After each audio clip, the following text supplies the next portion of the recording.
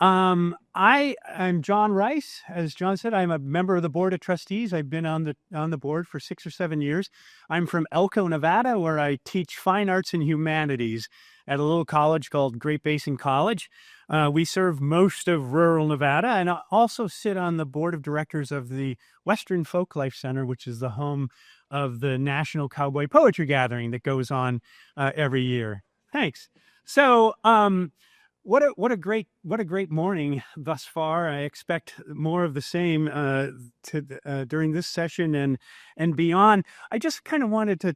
There were a couple of things I heard. Sandra Bell, that is, in the first session, talked about the importance of the economic importance of the things that we do here. That I like to talk about those sorts of impacts on communities and how important that is to telling the story. And Naomi made an answer to a question earlier in the earlier session, where she talked about how the challenges we're facing today are part of the story and it still has to be told. And that just made me think about the resilience of story and what story finds, and what story actually becomes is community. And to paraphrase Jeffrey Goldblum in Jurassic Park, community finds a way, and we are part of that process. So we're happy. So we're all kinds of literary references today. So now, so on with the show. It is my pleasure now to introduce Camilla Thurman. She is an Emmy-nominated producer and storyteller, and with nearly 2 decades of experience producing unscripted television shows. She has worked in various producer capacities for NBC, HGTV, BET, MTV, VH1, Bravo, Lifetime, and Oxygen. She's a founder of Gen 2 Media, which creates legacy documentaries of individuals, families, and businesses that inspire and inform present and future generations. In addition to being a Humanities DC grant recipient and DC Commission on the Arts and Humanities Fellows, she was awarded a Community Collections grant in 2024 for her project, The Evolution of Blacks in Ballet in Washington, D.C., which documents African-American ballet legends of the D.C. region. I'm very pleased to introduce Camille.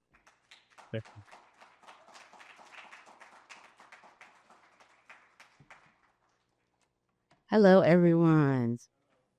So once again, my name is, thank you, this one.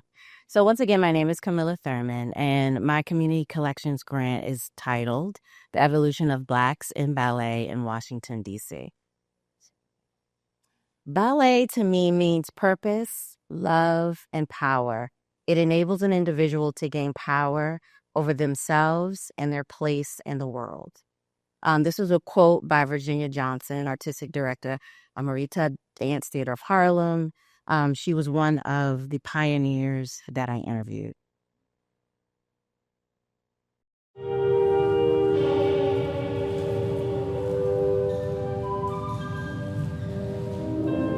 There we go. Luscious, luscious, luscious. Look down, drop your chin sometimes. This is all gorgeous, gorgeous. Sweep her across the stage.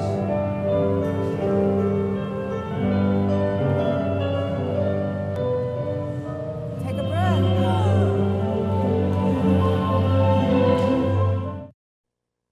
So that was a clip from filming with Dance Theater of Harlem in New York.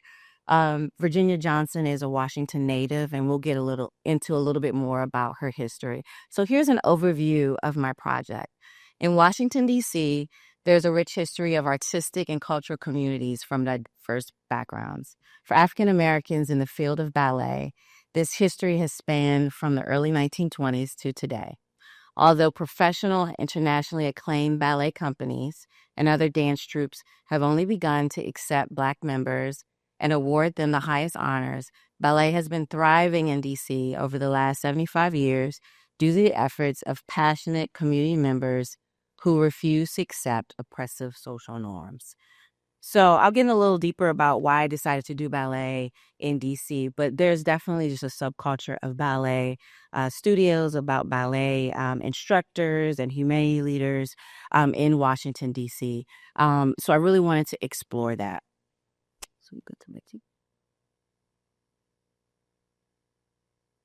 So I started with Miss Beatrice Davis Williams. She's the artistic director of the Davis Center. She's been in the DC community for over 50 years. She's the only African-American Conchetti Method certified instructor in Washington, DC. The Conchetti Method is a ballet training technique that emphasizes a progressive and systematic approach to develop essential skills like balance, poise, strength, and artistry. Miss Davis was very interesting to interview. She's a sassy little lady. But one of the things that I found to be really interesting in her story was that she is, kids that are in her class now, she taught their grandmother. So she's really just deep rooted. And I just found that to be just compelling, that these women just have this passion that is long lasting. The next person I interviewed was Sandra Fortune Green. She's the artistic director of Jones Haywood Dance School. She is the only American in 1973 to compete in the second international ballet competition in Moscow. She studied in New York City at the School of American Ballet, American Ballet Theater, the Joffrey Ballet, and George Washington and Howard universities. So Miss Sandra Fortune Green is creating a legacy here. And I'm going to get into a little bit more about Jones Haywood, but it's been around for years. It's been around over 80 years. And so a big part of her story was that she is really trying to maintain that legacy. So she really is going beyond to do the work. A lot of girls within this, within DC, African American, you go to Jones Haywood. So it's a big deal to maintain this school. They've produced a lot of notable dancers who I'll explain later too. So I think that was a big thing with interviewing her. Part of my process was interviewing these ladies and then documenting them in a ballet lesson and then their annual event. So what they usually do is they have weekly classes, and they all work up until the end of the season when they have a big celebration to showcase their work. The next lady I interviewed was Virginia Johnson. That's who you saw earlier in the video. Virginia is one of the founding members of Dance Theater of Harlem, and she became one of DTH, Dance Theater of Harlem's principal ballerinas over a career that spanned nearly 30 years. So Dance Theater of Harlem is a big deal because it's the first major ballet company to prioritize Black dancers. It was founded by Carl Shook and Arthur Mitchell. And so with interviewing Miss Johnson, we talked a lot about her trajectory from Washington, D.C. to New York and what that looked like.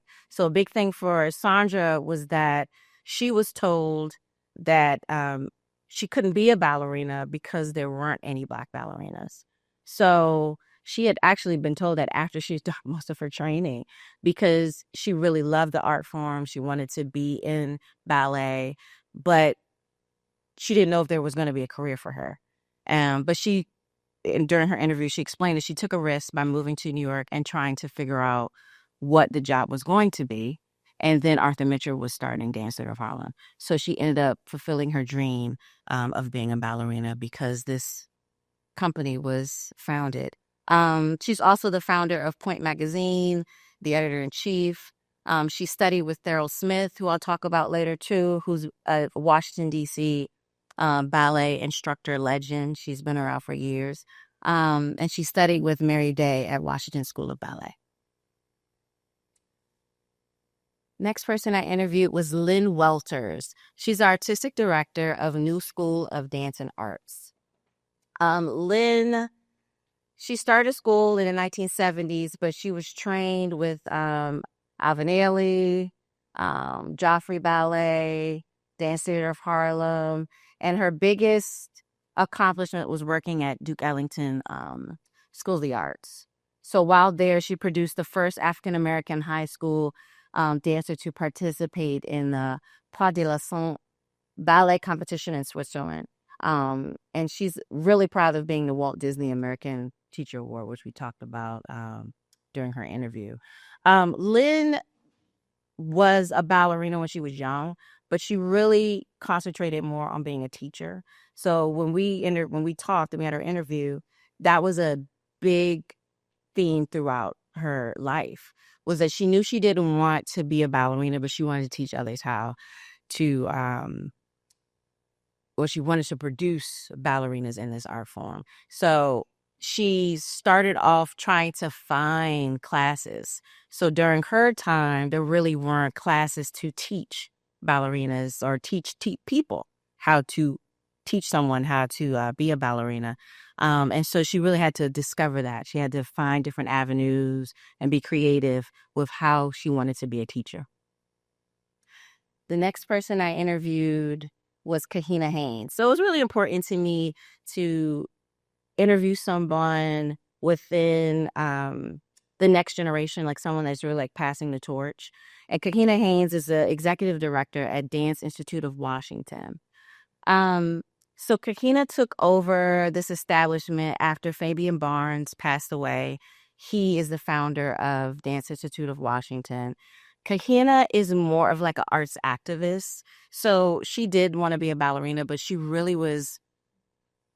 wants to think, she's thinking more about the holistic part of her dancers. Like, what does that look like beyond learning the steps? So it was really big for her to establish different programs to discuss nutrition, to discuss careers beyond being a ballerina.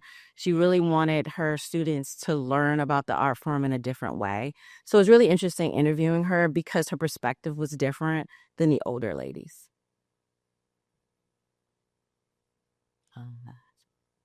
So why ballet in DC? You kind of wonder, like, why did it start here? And why was it so important? And why did these ladies pass down this legacy? So during Jim Crow era, U Street is the birthplace of DC's Black Renaissance. During this time, there was a boom in theaters and nightclubs, and you had different big stars like Duke Ellington, Pearl Bailey, Sarah Vaughan, and so it was just this big scene. And so because of this, and I think you also had Howard University being the anchor, but because of this, you had this boom of just arts. So ballet just became part of that process. And so people were really trying to expand and learn upon different things. And so ballet became one. And so you go to the next one. And so with that, a few ballet studios were born. So Thurl Smith started her dance studio in 1948. And crazy enough, Thurl is I hate to say still alive, but Miss Smith is 107 years old. Yeah. So she is still here and still a part of this community. She's not really verbal, but still, they say she smiles a lot, and I've been in touch with her family. So Thurl started in 1948, and Thurl really wanted to teach ballet to African-American girls. Now, she was taught by a young lady named Mabel Jones Freeman. And so Mabel came to this area because her husband taught at Howard. So like I said, Howard was really like an anchor.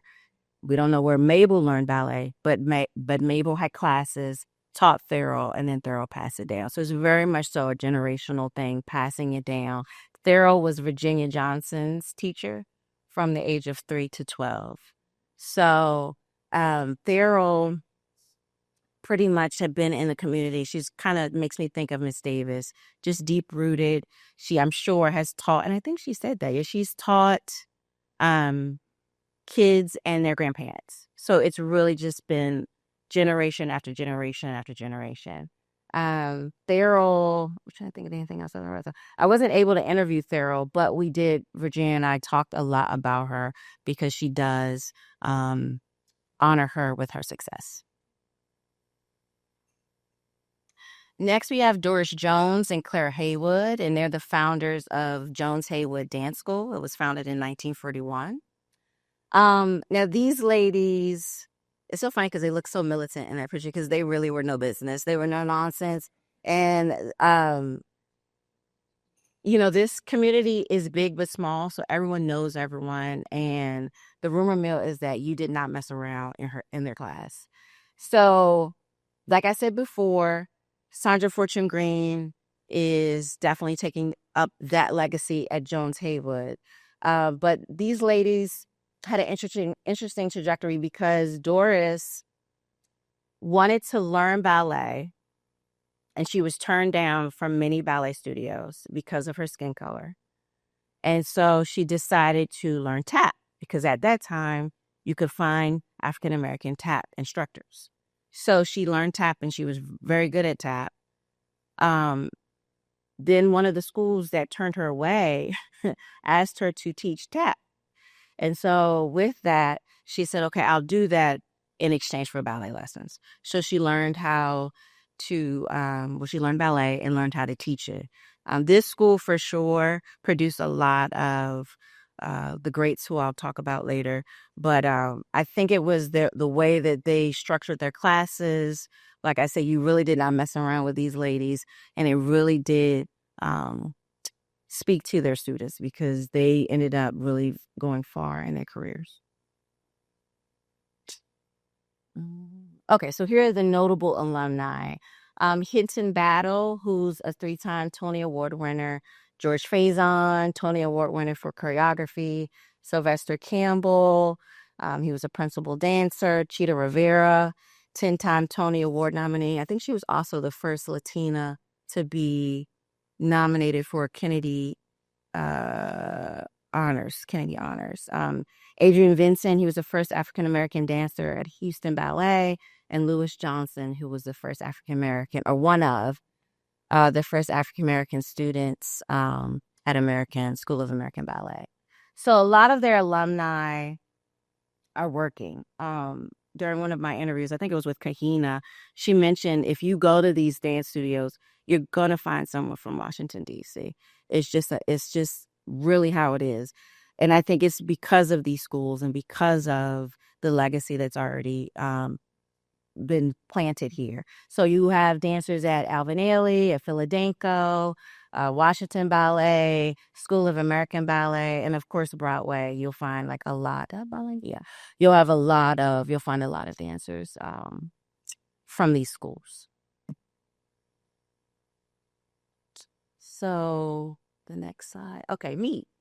So I put myself in there because people always often ask me, why are you deciding to study this? So my background is in film production, but I started a production company so that I could tell stories about my community, stories that meant a lot to me. And so my company highlights and preserves the voices and experiences of communities typically overlooked, ensuring their legacies are shared and celebrated. So you can go to the next one. So last year, I also did a story on Lee's Flower Shop on U Street, and it was Emmy nominated, and we screened at a lot of film festivals. And I know it was a question asked in the last session about, what is the goal? The goal is really to really place the footage that I filmed into a more cohesive story and spreading it. I think that's the goal, is letting people know that these people existed and their work is great work that needs to be honored. So the flower shop had been around for, how long? 75 years. So along the same lines of a lot of these dance studios. And a lot of times you just don't know. I mean, people have been in DC for years and they're like, I've never even known that flower shop existed. So that's just been my mission. So that's kind of been my why. And also my why is I guess I had to put my kids in there. So I have 2 daughters, Kayla and Sanaa, and so that's Miss Davis. So really the background for me also into why I wanted to get into this is that my kids went to Miss Davis. So that's another thing. Culturally, you just do a ballet class. You do some dance class when you're young. If it's tap, ballet, modern, you do a dance class. And so I thought about that too. Like, culturally, this is what you do. So I put my daughters in it, and I love to talk to older people. So I love talking to Miss Davis, and Miss Davis was celebrating at the time 50 years of being in the DC community. And she knew my background, and she wanted to do a legacy video. So we did one, and I received a grant from DC Oral History Collaborative, which is a partnership with Humanities DC and the DC Public Library. And it incorporates grant funding, training, coaching, and other resources to help residents document and preserve and celebrate the history of DC. So Miss Davis, I interviewed Miss Davis and 6 other people. One was former Councilman Brandon Todd, who used to be a student of Miss Davis's. And so we just talked about her life and her legacy. And I created a short legacy documentary to highlight her history. So it's kind of why I did it. So my key takeaways from this experience: I gained a profound respect for the resilience of these women. That is so true. I mean, just the discipline to do ballet is amazing. I mean, I wish I had a ballet dancer's body, but they really are committed to the work. They're really committed and passionate about what they do. And I'm extremely impressed with that. I witnessed a powerful shift among instructors who are now looking beyond dance instruction to provide holistic support to their students. Even though Kahina, I mentioned earlier that Kahina was doing this, but also Miss Sandra talked about this as well. Like, you may not produce a ballerina at the end of your class, but some girls may have the love of the art. So what does that look like beyond doing dance? And so they just listed other careers and other choices that they're trying to explore with their students. So I just thought that was commendable to not put this pressure on these girls. Like, okay, you have to be a dancer, because you don't. So they're really looking beyond that now and moving towards different things, because the older generation, they were producing dancers. And if you didn't do what was told, I think back in the day they had a ruler. So you got hit with the ruler. But the third thing is, most importantly, I saw how these women have made remarkable strides in the world of dance. Not just instructors, but as cultural leaders, visionaries, and change makers. These women are definitely working beyond ballet. And just their stories alone of pushing forward when you were told you can't, that you heard that quite often. Like, you can't be a ballerina, you can't be a teacher. And they really had this passion to move beyond that.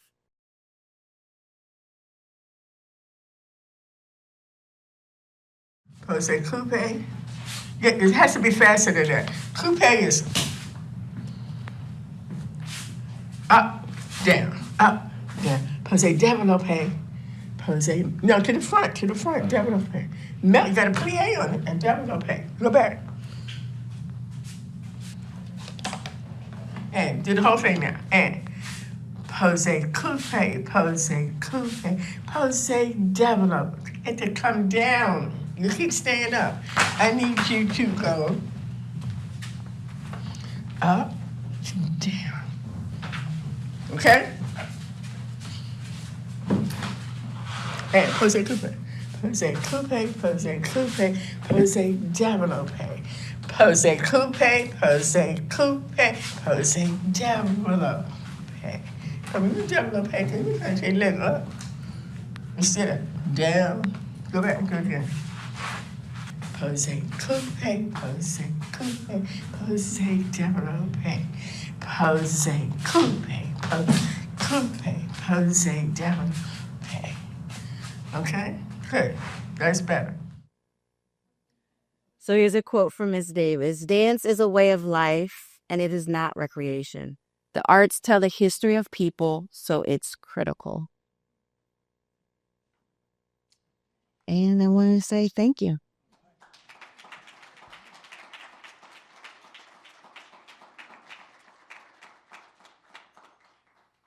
Thank you. Thank you very much. That was awesome. Thanks. Our next presenter is Junius Brickhouse, who is an internationally recognized scholar practitioner dedicated to the sustainability of hip hop cultures. And as a researcher, folklorist, cultural ambassador, mentor, and logistician, Junius serves as director of Next Level, driving the strategic direction of the program's cultural diplomacy and global conflict transformation initiatives, activating 30-plus years of community engagement in over 60 countries. Junius is the founder and executive director of Urban Artistry, Inc., based in Silver Springs, Maryland, which serves to inspire and create a movement of artists dedicated to the preservation of street dance culture, specifically with communities of practice. Urban Artistry was awarded a Community Collections Grant in 2022 for the project Follow the Music, exploring the multilinear legacies of house culture, which documents house music and dance cultures in urban and suburban areas across the United States. Please welcome Junius Brickhouse.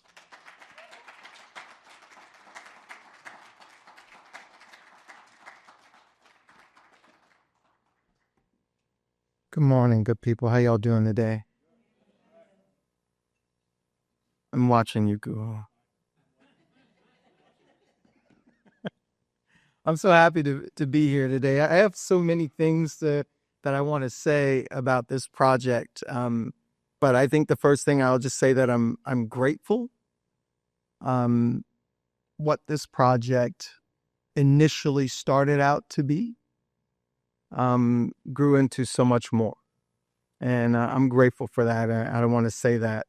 The work is no longer work, if that makes sense. But let's get into it. Thank you for the wonderful introduction. That saves me some time so I can cut out on all these things about who I am. It's not about me anyway. Okay, go. Next slide, please. It's a couple of times. Just keep clicking. All of these things is about what we do at Urban Artistry. The format of what we do was really about turning the idea of dance schools upside down. In street dance culture, there are institutions that are dedicated to what we do and tell our stories. So it was simple. I grew up in these communities, and we need to tell our stories, and we need to treat our art forms with the type of respect that they deserve. So I created this nonprofit with a bunch of talented and honorary young people who were interested in doing the same thing. Oops. It's a little bit more about how we do it.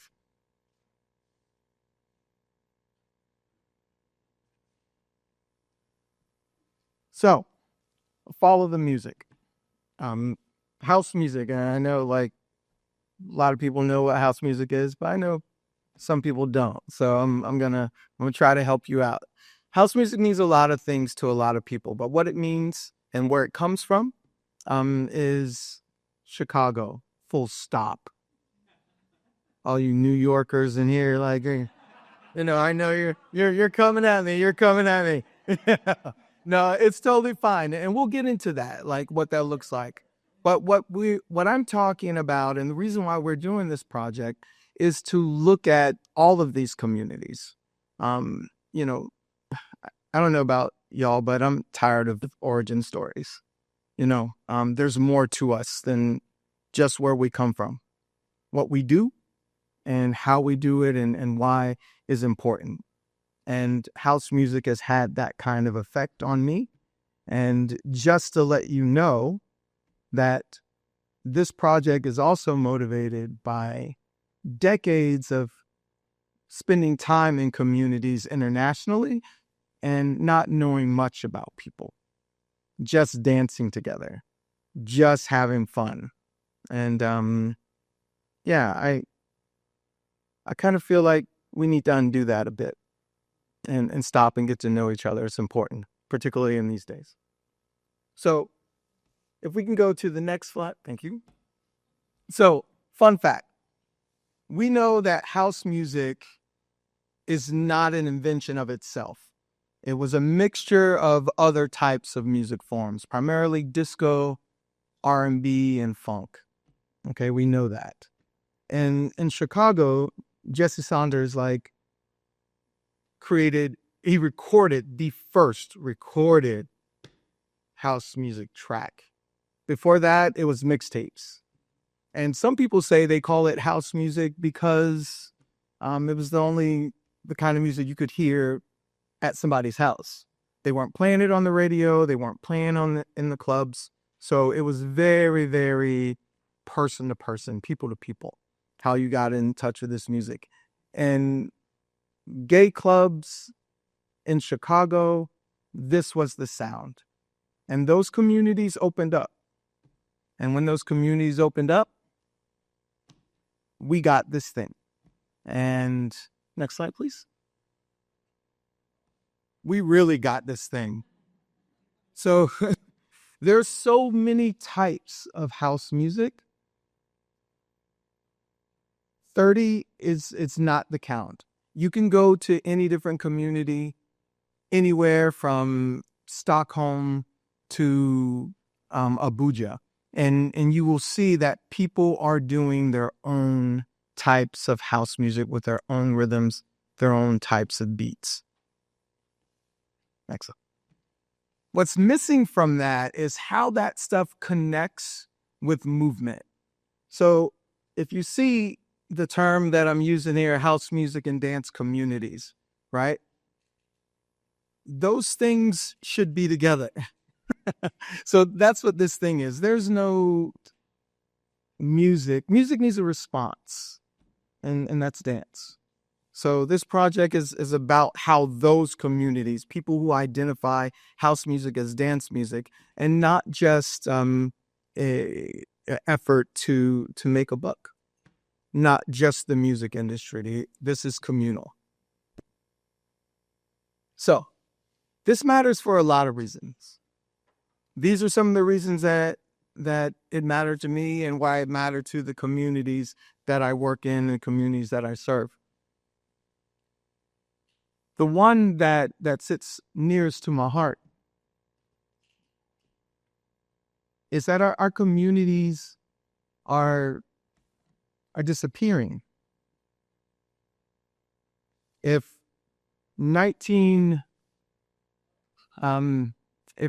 in 1980, people started experimenting with this music, right? And we know that as early as 1969, people were getting together, the same communities, to different types of music. We know that those communities are dwindling. And younger generations don't know them. And sometimes that's intentional, and that's okay. But for people who are curious, we should know.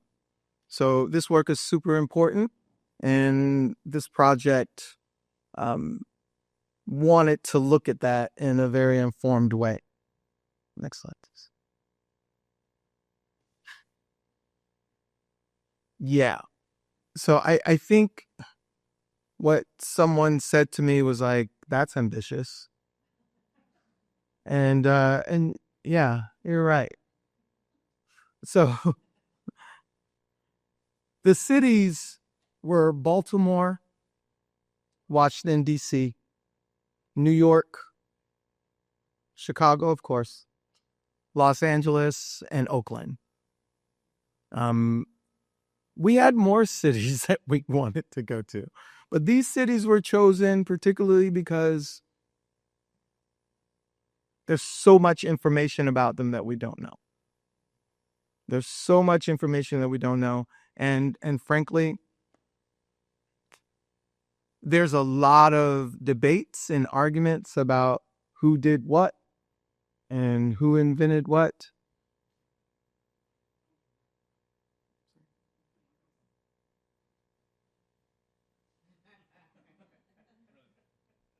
I'm watching you, Guha. People are very, very particular about their experience, and it's important to honor it. My friends in New York claim house culture, period. Yeah. Until people from Jersey come in the room. And but this is part of the beauty of it, right? Where do we connect? And my team of people were clearly excited about what they could do next time. We decided that we would do our best to meet people in those cities where they were. We decided to get our community partners, which we loosely called local primary partners, and we made concessions. We asked them, can you be a part of this? Like, would you be willing to do this? And a lot of them said no. You know, there's a thing about house culture. It is intentionally private. And convincing nightclubs to let us come in and record potential debauchery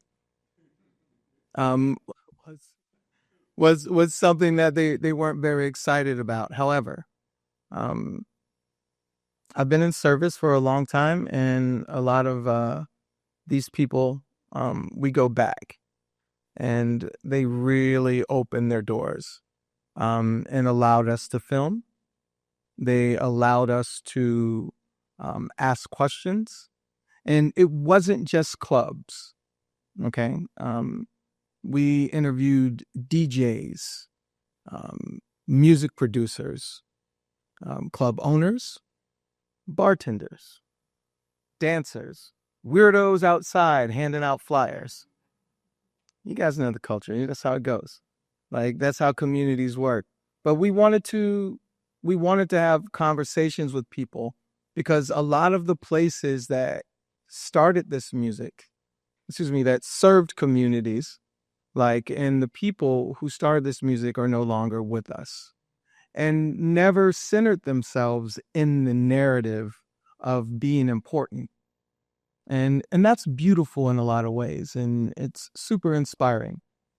I think in doing that with these people, we definitely had to move gracefully. We definitely had to be careful in how we did things and let people choose their terms. They got to choose who filmed them, who they sat down with from our team. They got to make the rules. And I'm glad we did it that way. It was stressful, and it took a lot of understanding that the communities that we think we know, we have a lot to learn about them. And I think this project helped me do that. And definitely trying to prioritize the ethics and the fear that people gave to us about, recording for something for the Library of Congress was intense. People didn't understand. They didn't know what they don't know. And that they didn't see themselves as people who wanted to be remembered. And that's real. I didn't expect that. To be honest, I thought everybody be excited. Hey, this is a great opportunity. And the amount of no's I got from elders was a reminder. of who they are and where they come from and the trauma that they still carry. And they see house music as emancipation music, right? This is how they free themselves. This is how they start their week. And you can imagine what that's like when you have 3 hours out of your week, to reinvent yourself and express yourself in a way, and somebody wants to come and stick a camera in your face and say, yeah, let me catch that. One thing I do want to add to this is that it was really beautiful how people showed up for each other once they said yes. There was a lot of, yeah, on the condition that you interview this person, this person, this person, this person. And we were glad to do so. And it led to, obviously, more interviews, but my staff is learning so much about the places that they live, and the communities that they watch on the internet. And I think it's safe to say, next slide. Solitaire.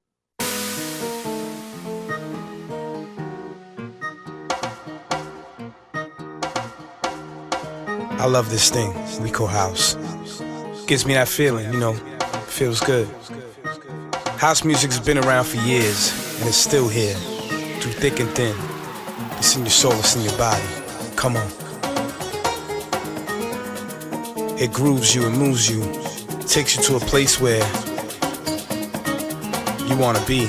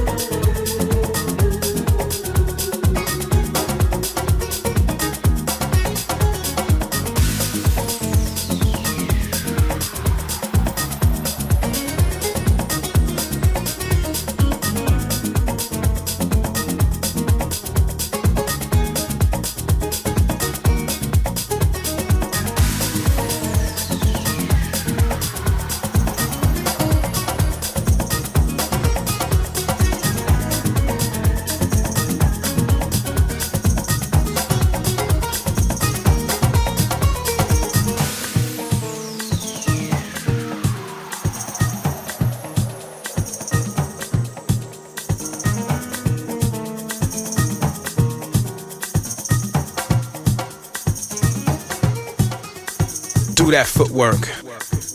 That's right, work it out. There's some beauty in, most of the people in these communities that we visited are like my parents' generation, and most people think about house music and they think about younger generations of people. They think about rave culture, which is a different community, right, than the community of origin, right? And I think in the collection, you'll see we were everywhere. We went to everybody's communities. Like, we went to raves, we spoke to people who've been doing raves for many years, and some of those communities I grew up in and I visited. But one of the communities that I'm really happy that we got a chance to build with is the Chicago footwork community. That community in Chicago, based on my research, that extends past this project, was the first like organized community, not just of music makers, but of dancers and entrepreneurs. And one of the people who has been helpful in projecting that and is a gentleman by the name of King Charles, and he was one of our local partners. Next slide.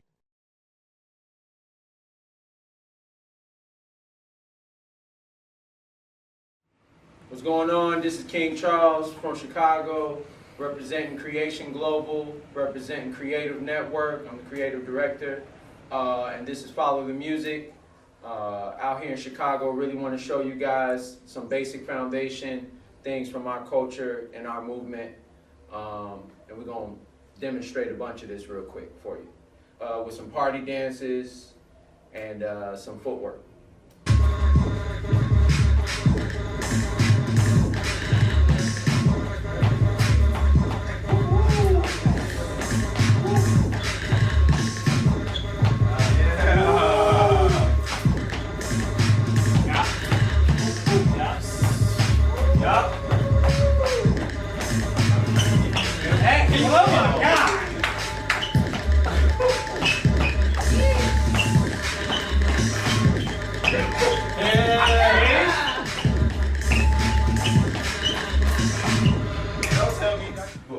You want to learn some more? Come to class. No, I'm joking. Right.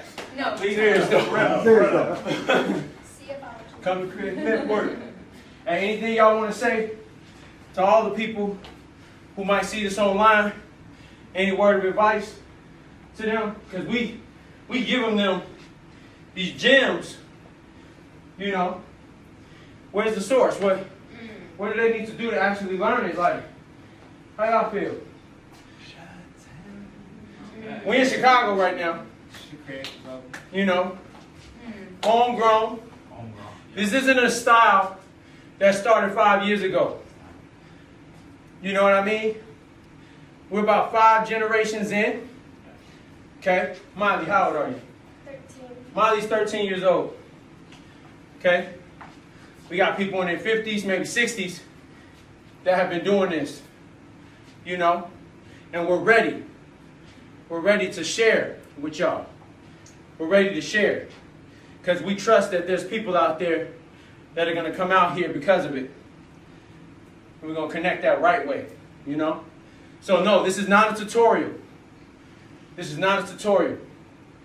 We are great teachers. We do programs. We do classes and everything. We would love to have you. Ask questions.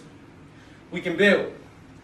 Starting from this place right here, you follow the music, Chicago footwork music, house, ghetto house, you know.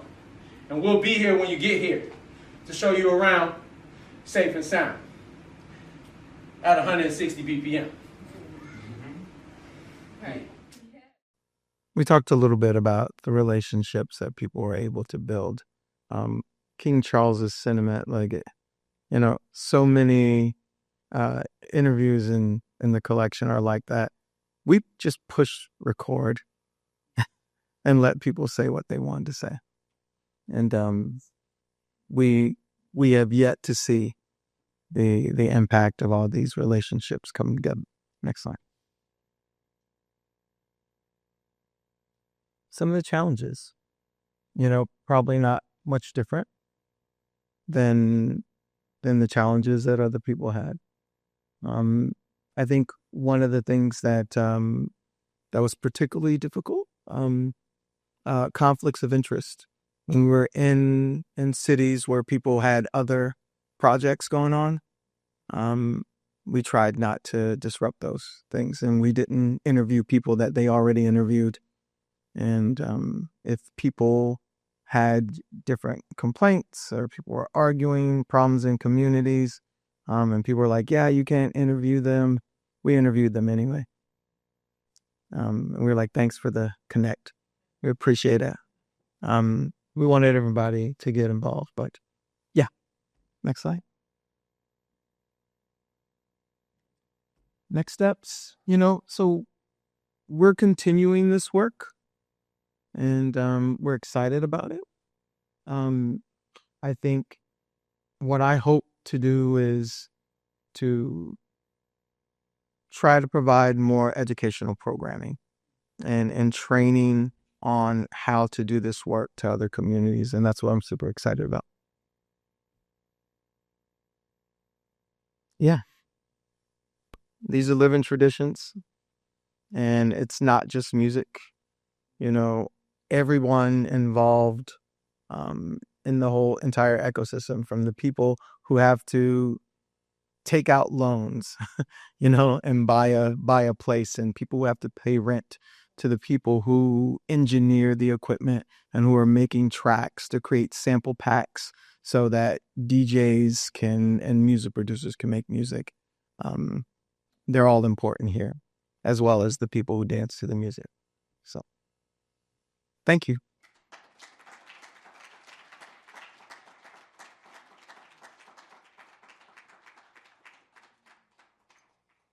Please, allergies.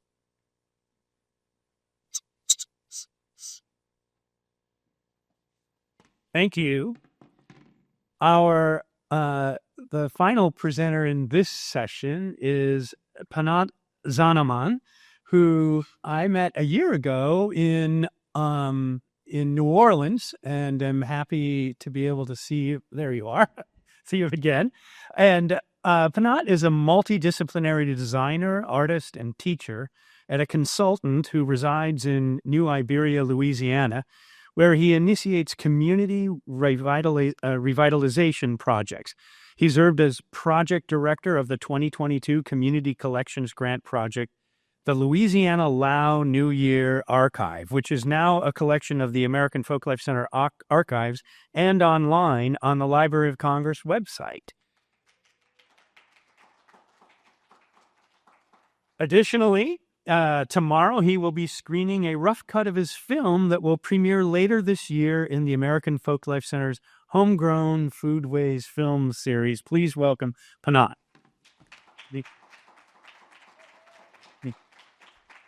Oh, that's all.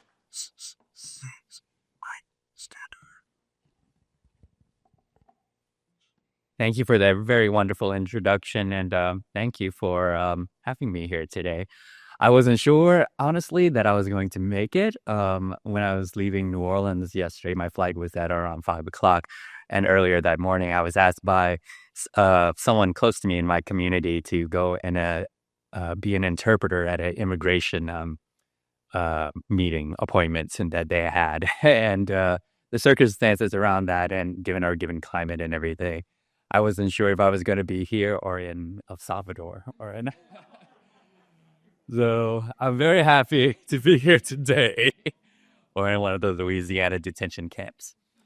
But, given the sort of current climate that we're in, it's an important and very proud moment for me and my community, being a very small, a small immigrant community that's vulnerable to many things that are happening right now. And there's a lot of fear and concern in our community. And I'm going to try to get through this whole presentation without getting too emotional. But there's a lot of concern right now happening in our community. And it's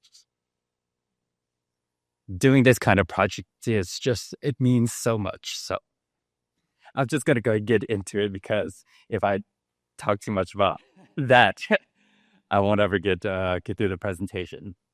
So the Louisiana Lao New Year Archive documents specifically our annual Lao New Year Festival, which occurs annually during the Easter holiday. And it's been going on for, actually, we're entering our 40th year of having this festival in the community. And my family, thank you, yeah. My family and the immigrants in our community, most of us immigrated. I'm 44 years old, and we immigrated to this country in 1981, 44 years ago. And so it's been a long part of our community and the celebrations that we have in our community. And so I went to examine and document this community, my community, through the lens of this festival, and look at the methodology, or the approach that I used was to look at 5 general themes in the festival, that being food, one another, music, dance, religion, and fashion and textiles. All these things that you see, hear, experience, taste in the festival. And that work comes from a larger body of academic research that I've done as an urban designer, an urbanist, and an urban researcher through the work I did at Columbia University and at Chulalongkorn University in Bangkok, Thailand. And, I was interested looking at my community through the lens of architecture and urban design. And so I'm just going to go through a little bit of information to sort of contextualize the community a bit. So a lot of the way that I started my research was, and what prompted it was looking at some of the research by Dr. Carl Bankston, who looked at my community in southern Louisiana and examined how they used their religion, Buddhism, as a way to reconceptualize this new environment that they were in. Next. And so in the late 70s and early 80s is when a lot of our Lao immigrants came to southern Louisiana. And, after a lot of the political regime change and a lot of people left Laos because of that reason and immigrated to Thailand, where they mostly settled in refugee camps there and were processed and moved over to different various parts of the world that would sponsor them. So a big reason for southern Louisiana being a place where Lao immigrants settled was because of the Catholic diocese. And, if you've been to southern Louisiana, Catholic Church is a big thing there. So they sponsor a lot of refugees from Southeast Asia. And my family was one of those groups. And so we came in 1981. I was just 2 months old. I was born in a refugee camp named Panat. My mother, who was here today, was very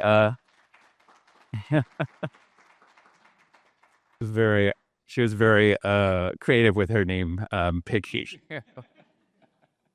So I'm named after, that was my namesake, the refugee camp I was born in.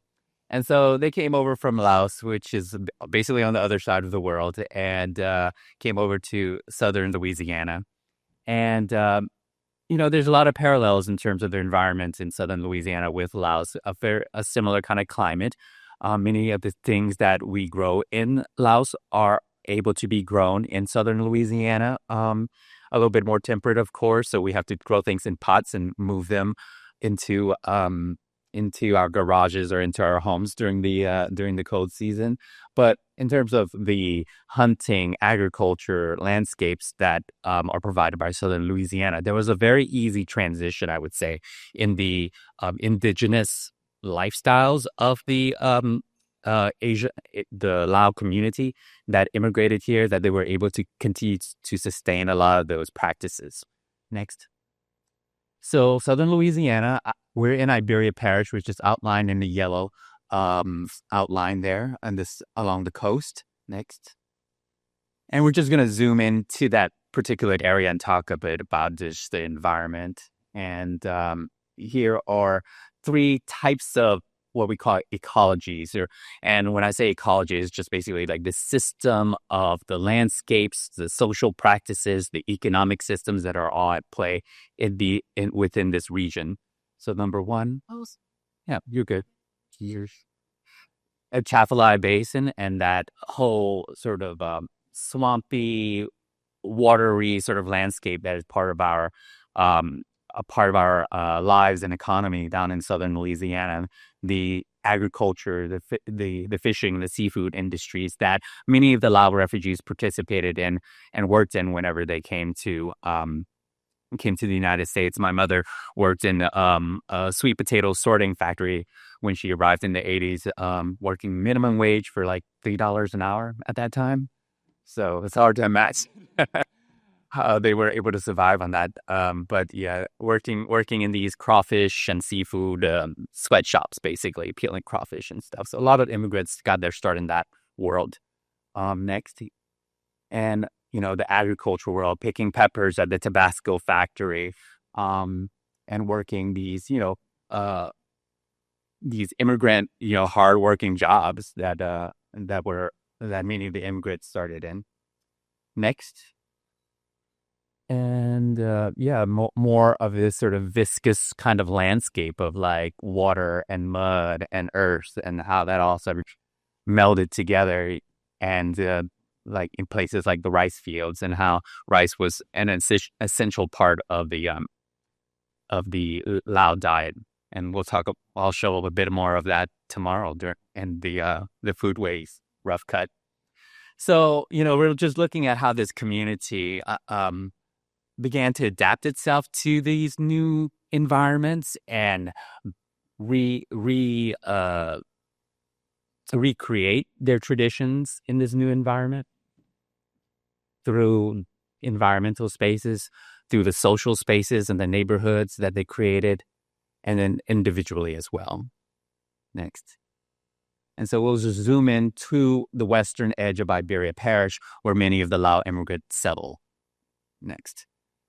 So this is the city of New Iberia, sort of the main town or city, a population of about 30,000 people. In this in the kind of rural industrial kind of area. The oil field industry has a big presence there, a lot of agriculture, as well as you can see with sugarcane fields, the Tabasco pepper plants, and various natural areas too, where one could forage, fish, and hunt. Next. And within this region, there were several pockets of Laotian immigrant neighborhoods that emerged. So people, starting with A, which is sort of like the early pockets within the city of New Iberia, that had a lot of, that were more of the lower income housing, lower income neighborhoods, where there was a lot of federally subsidized housing that a lot of our early residents or early immigrants lived in. And then eventually they moved out into more affluent neighborhoods, areas after a few years, and then also created their own village, and that surrounded a Buddhist temple in the pocket marked as E. So in the first residential cluster is the Back Manila Apartments Village, a subsidized housing that many of our immigrants lived in the beginning. And for me, as an urban designer and coming from a background of architecture, I was interested in just looking how they changed these, urban form and adapted in. So next. So one of the ways, that they started to adapt to this kind of environment was to add their own kind of culinary gardens, and planted a lot of the plants and things that you would see in Southeast Asia right around the edges of this apartment complex, was just mostly designed in a very 50s sort of modern way, where it's just grass and a building. So next.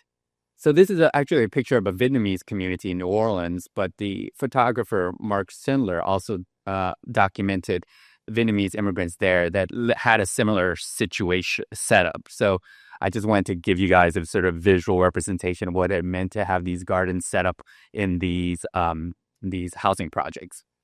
And this photographer, actually, I met only recently, and he's having a exhibit in New Orleans of his photography work of these early immigrants that came to Louisiana at that time. And he actually came to New Iberia and documented a lot of the workers that worked at the Tabasco pepper fields. And we're exhibiting that in our Lao New Year Festival next weekend. But This is another one of the residential enclaves that's tied into like trailer parks. Next slide. And which is I think B next. And then this is the trailer porch typology where Laotian immigrants would occupy a mobile home or trailer and then attach these sort of long awnings with these long eaves and create this sort of outdoor space that served as outdoor kitchens and other various uses to sort of process all of the harvest from the day, whether it's the fishing excursions or the hunting excursions. Next.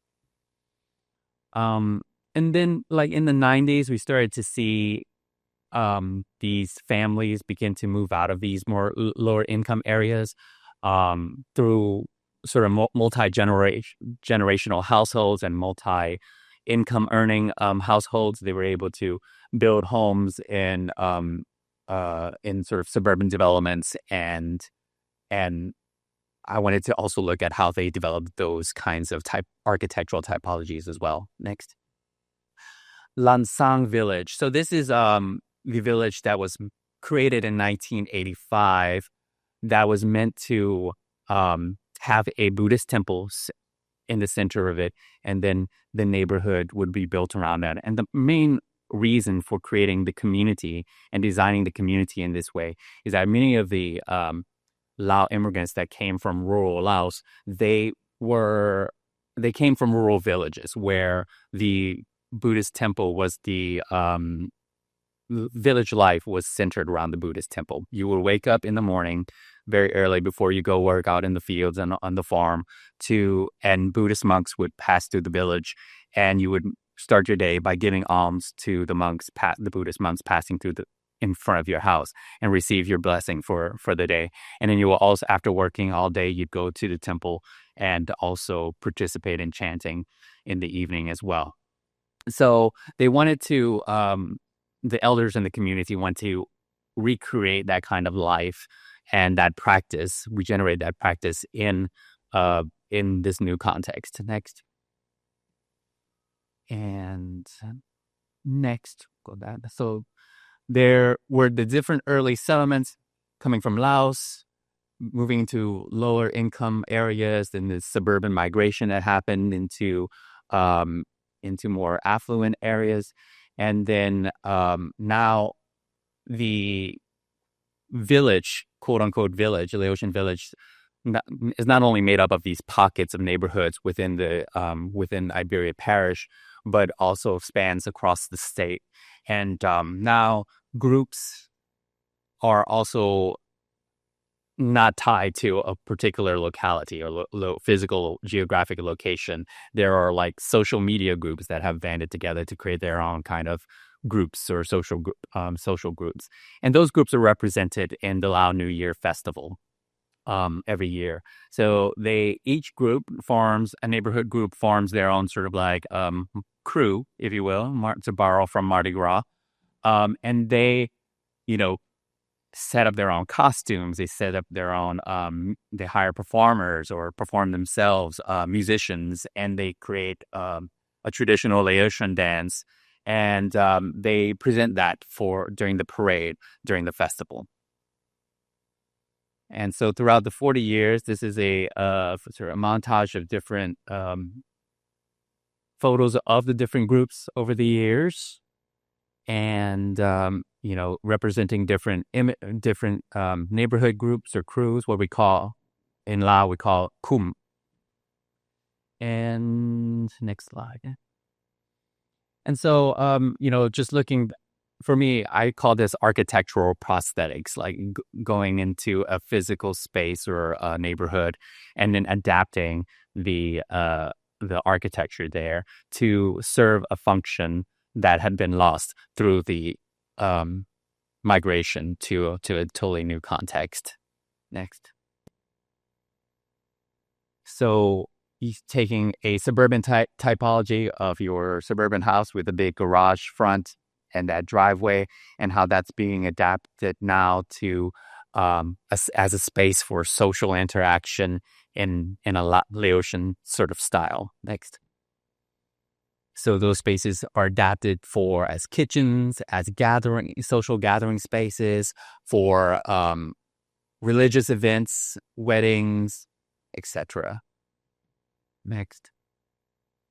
And also other typologies outside of just residential, looking at some of the commercial spaces and how those kinds of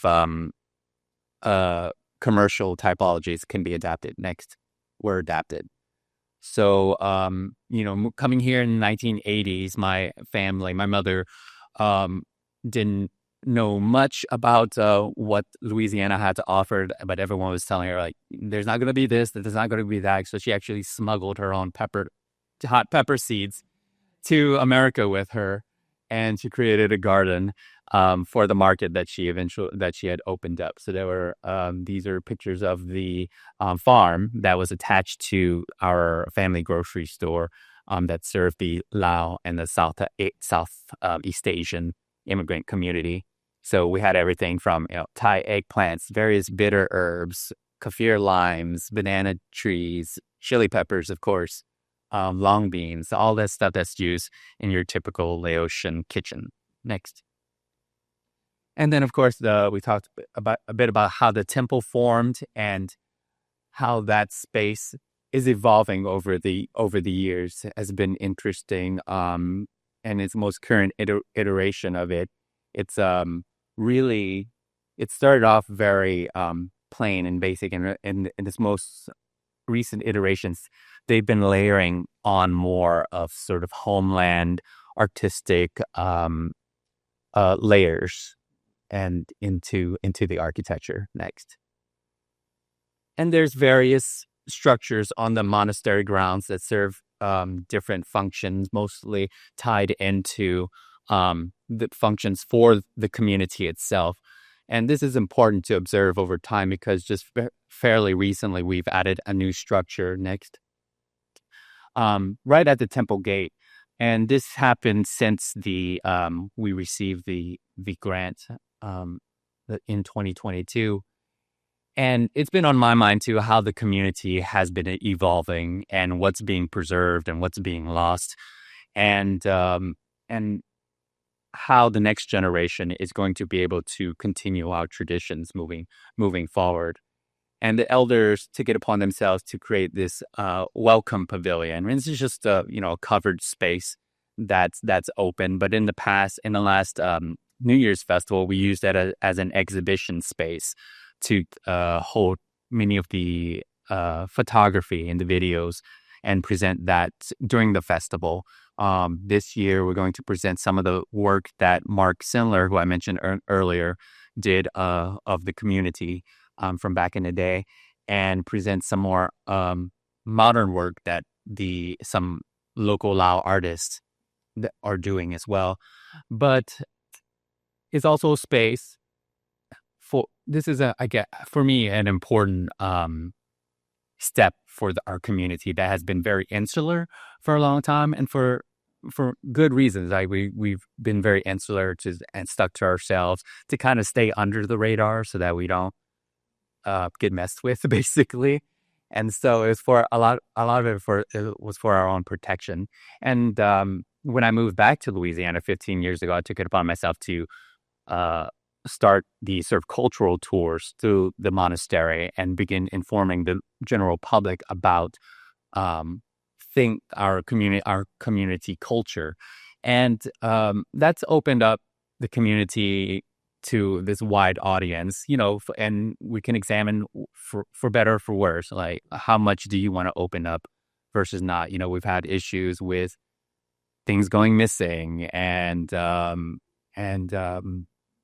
people not respecting the monastery space so much. So there's a conversation happening in the community right now where we're starting to open ourselves up through architecture and making spaces that welcome people. And I still do these cultural tours, and I just hosted a fortnightly group that was interested in visiting the temple, and they emailed and set up a tour time, and it was a group of old white ladies that came and were interested, and they took them to the tour, and afterwards they emailed back and said, in our 20 years of being a fortnightly group, this was the best ever presentation we've ever seen. So that's and that's really wonderful that they were able to see everything firsthand and get educated about our community. That's really a great part of it. But with that also comes the Instagram model that strips down in her bikinis in front of the monastery, in front of one of the most sacred structures, and takes pictures for Instagram.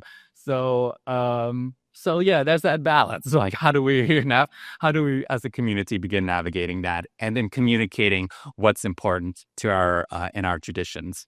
Next. And so our next festival is coming up April 18th to 20th. It's the Year of the Snake. So find yourself in the area, please come by. Next. It's a big schedule. I'm running out of time, so I'm just going to jump into that little short film. This is just a montage of clips. I'll help narrate you through some of this.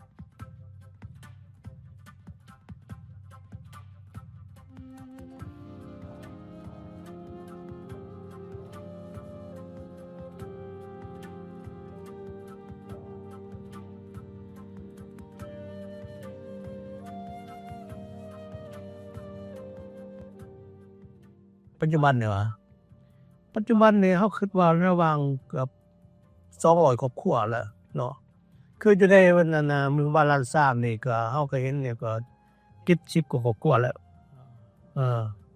แต่มาอยู่ในได้บัตรูนี่คือระหว่าง20ครอบครัวอยู่ในไอเบรียอีกเนาะก็มาบวกกันก็ในระหว่าง200ครอบครัว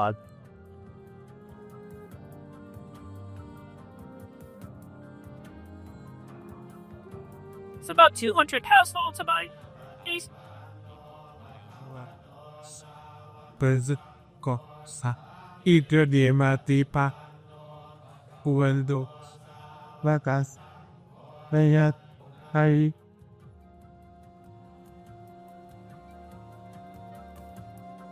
It's part of the almsgiving and the chance to that is stream of us.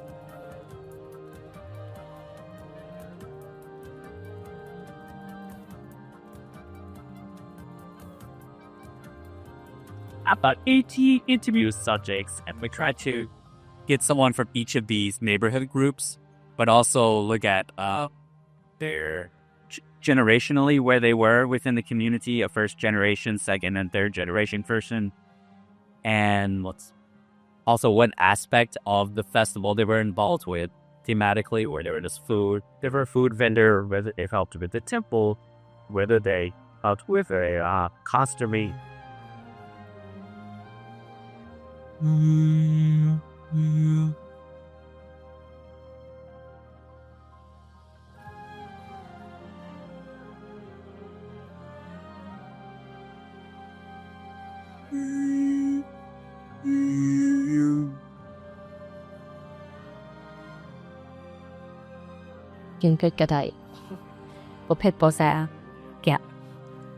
So yeah, how the saying sticky rice is like, and pepper syrup, what does that mean? Transpectators?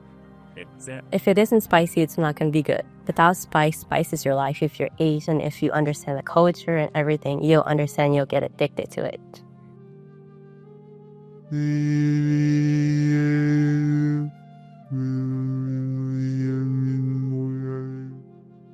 Those papayas.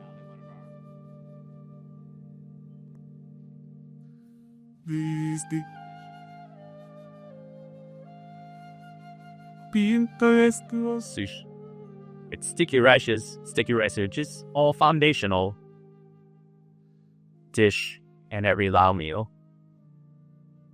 I got to try frog stew for the first time.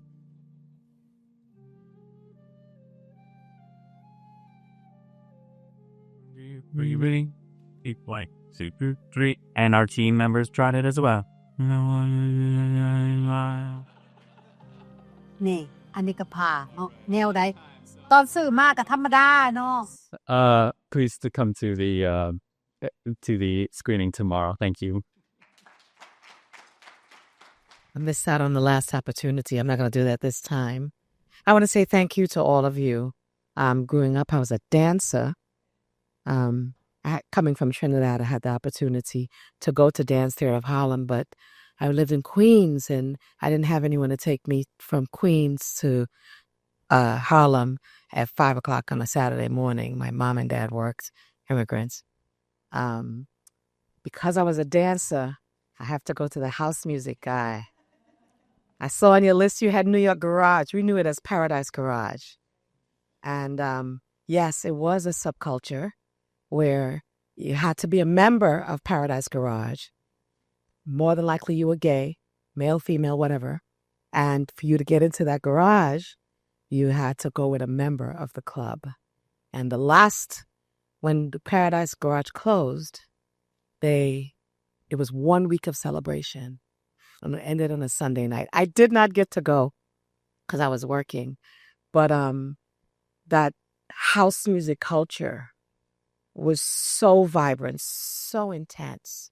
And I want to see you do more justice with New York, because there is a movement of us, and we move from not just New York and DC. You had the DC music culture also. But I love what you did. What I'd like to know is moving through those spaces from New York to Baltimore to DC, Chicago, all those spaces. Was there connection with what type of music they listened to, or who the artists were that they listened to during those times? So that would be for the 80s for me, right?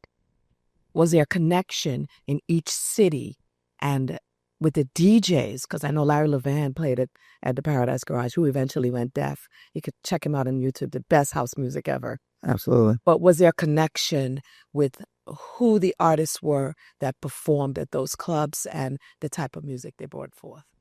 Absolutely. So that was one of the outcomes. Like, we discovered that we're a lot more connected than we think, right? And the people who are most active in those communities, unfortunately, are not the music makers, right? So the people who go to see them are the ones that travel. They're the ones who get up and go. There's so much information and so much work already done about New York. And to be honest with you, in a lot of ways, I think we found that it wasn't our story to tell. Those communities are sometimes very close-knit, like elder communities. And if you're not from there, they already have their thing, and that's fine. That's fine. What I wanted to concentrate on was, who didn't we know? When you go to places and you want to, interview, of course, I have connections with Louis Vega, like I have connections with other elders in New York, but they've already told their stories. So they've had, and they're still active, and they're still doing things. So for me, it was about the communities that people don't know much about, whether it's a elder community, that original in DC, that's a predominantly Black, gay, male community, right? And they're having their 50-year anniversary, Clubhouse DC, this year. So there's a lot of different communities, but the younger communities don't know about those places. There's a lot of people who never went to Paradise Garage, but there's a lot of people who in DC who spend a lot of time at the Loft, and the sound engineers are the same, the people who worked in those clubs. So there's a lot of different connections. So thanks for that question. Another question in the back. There, yes. Hey, aloha. Thank you to all of you folks for those projects and for your presentation. My question specifically is for Fanat. As I did my project back home in Kohala, there was a different sense when I threw around the Library of Congress name in order to get people to maybe help me tell their story. In your community, is there a sense that you have of whether or not or how they feel about their stories being archived, their stories being collected in the library? Is there a sense that of pride, or they're curious, or what did you get? I definitely found that a lot of people were definitely proud of this community story being documented. There is on my part a sort of things that get lost in translation because my language skills in Lao are not the best. I can get through and be able to, pull some information out from people.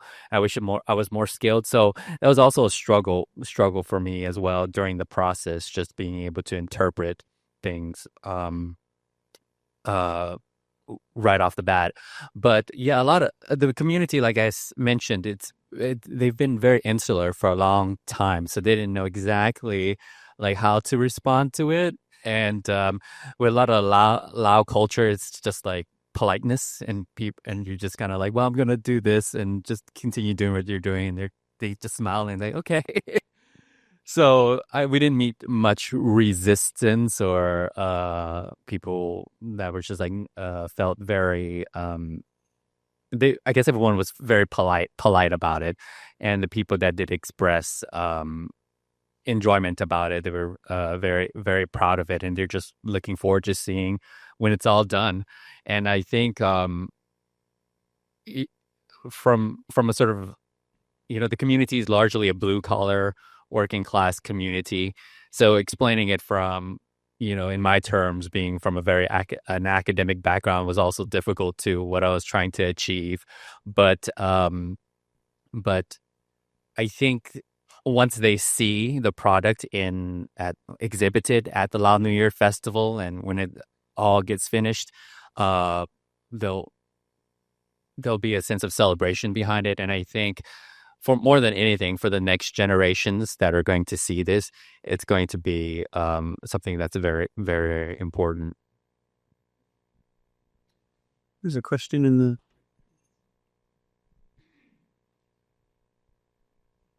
I've been to Laos, and I like the food and the place, okay? I'm interested in knowing your relationship with the Black community in that area. And number two, in terms of the retention of language, how the school system is attempting to teach the young generation their own language. And lastly, politics. Do you tend to gravitate as a group of people to the Republican Party or Democratic Party? All right? And lastly, I will say that you need to get involved more actively in marches and political demands. You can't just be on the side, especially now. Thank you. Or as we say in Thailand, Kop Kun Kap. In Lao, we can say "Khop Chai." Wow, that's that's a lot to unpack. Okay, well, I'm gonna try to answer this as best as I can. So, my relationship with the Black community, it's great. I think I grew up in a largely Black community. Actually, the Back Manila, which is the housing project initially, that's it's an acronym for Black and Creative Men of New Iberia, Louisiana.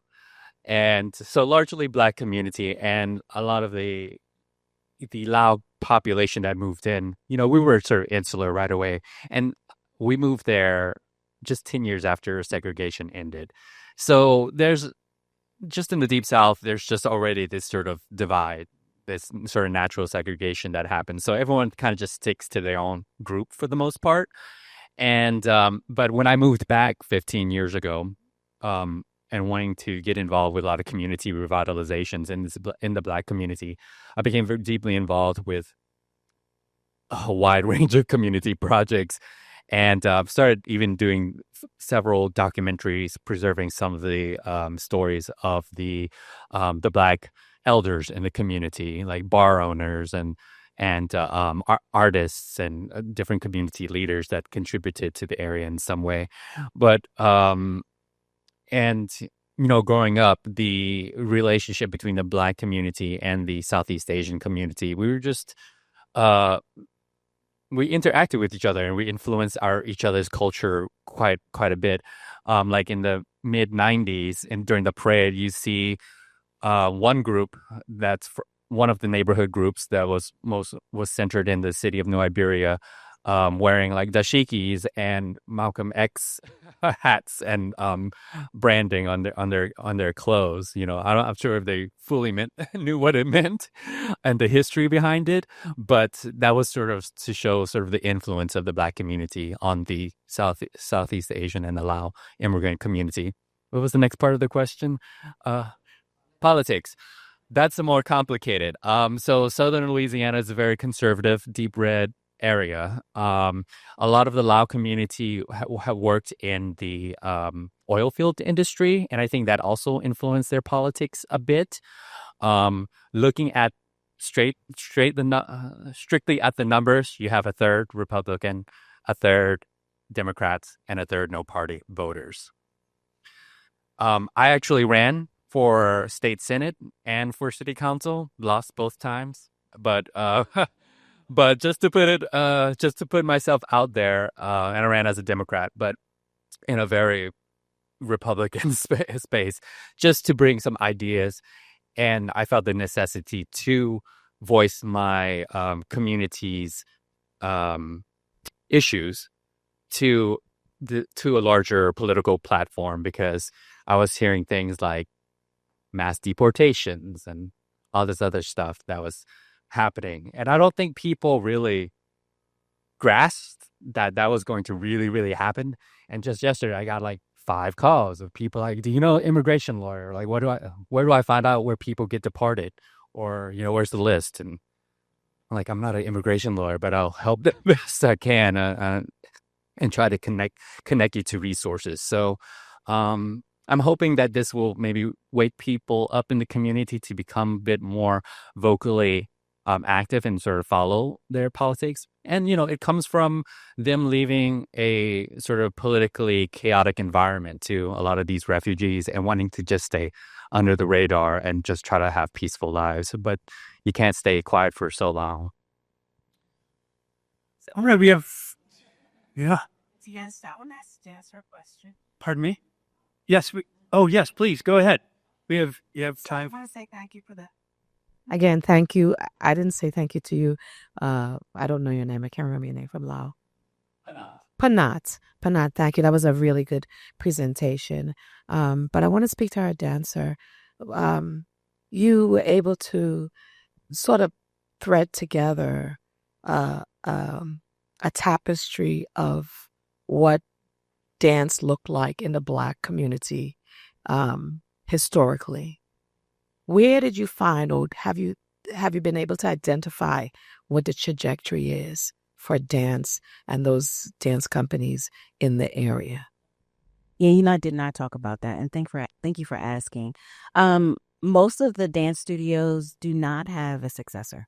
So it was actually unfortunate. I actually didn't touch on that, was that they do not know what it will look like after they decide to retire or just leave. So I think the commitment and the passion that it is involved in running a school, you have to find those right people. And they talked about that at length, that they didn't find the right people to take over. So you're training these people, and some are going to Broadway and going to different dance studios, but not a lot are coming back. So a lot of those women did that. They performed, but then they came back to their community or came back to their school, and then they decided to leave the school. So they didn't have that. So sadly, a lot of the legacy might end after them. So like Miss Davis didn't have anyone, Sandra Fortune Green either. Lynn started a school. Her daughter is deciding that she may take over. Virginia Johnson, of course, is at Dance Theater of Harlem, so there is someone there already as artistic director. But Dance Theater of Harlem is different because they started off with a lot more funding. Yes. So some of these homegrown Washington, D.C. based dance studios don't have that. And so they look at a lot of their students like who's making that commitment, who's doing the work to take over. So that's a good question. So so to answer your question, not many. All right. Well, thank you. Thank you for the questions. Thank you to our panelists.